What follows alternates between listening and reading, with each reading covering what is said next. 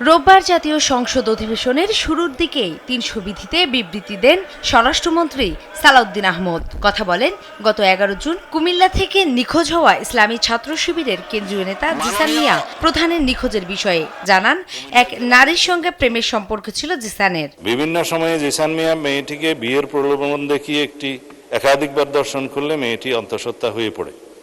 এক পর্যায়ে জিসান মিয়া প্রধান ভিকটিম মেয়েটিকে জোরপূর্বক ভ্রূণ নষ্ট করার জন্য চাপ সৃষ্টি করতে থাকে এবং ভ্রূণ নষ্ট না করলে ভিকটিমকে মেরে ফেলার হুমকি প্রদান করে।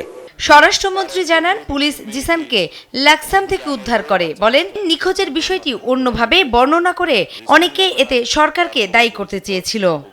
এক পর্যায়ে জিসান 12 জুন তারিখে রোজ শুক্রবার বিয়ে করতে সম্মতি জ্ঞাপন করে, কিন্তু গত 11 জুন তারিখ রাত 8:30 ঘটিকায় বিয়ে না করার টালবাহানায় জিসান নিজেই আত্মগোপন করে তার চাচাতো ভাই মোহাম্মদ রাসেল আহমদের মাধ্যমে দাউদকান্দি থানায় একটি নিখোঁজ জিডি করেন। স্বরাষ্ট্রমন্ত্রীর এই বক্তব্যে আপত্তি জানান বিরোধী দলের উপনেতা সৈয়দ মোহাম্মদ আবদুল্লাহ তাহের। তিনি বলেন, স্বরাষ্ট্রমন্ত্রী রাজনৈতিক উদ্দেশ্য প্রণোদিত বক্তব্য দিয়েছেন। যে মাননীয় স্বরাষ্ট্রমন্ত্রী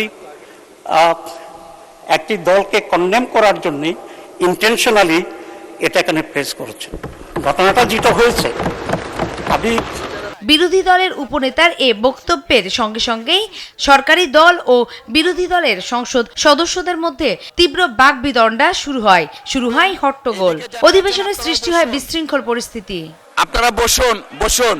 পরিস্থিতি নিয়ন্ত্রণে আনতে ডেপুটি স্পিকার বারবার সংসদ সদস্যদের শান্ত হওয়ার আহ্বান জানান। তিনি বলেন, স্বরাষ্ট্রমন্ত্রীর বক্তব্য পরীক্ষা নিরীক্ষা করা হবে, এ নিয়ে কোনো বিতর্ক নয়।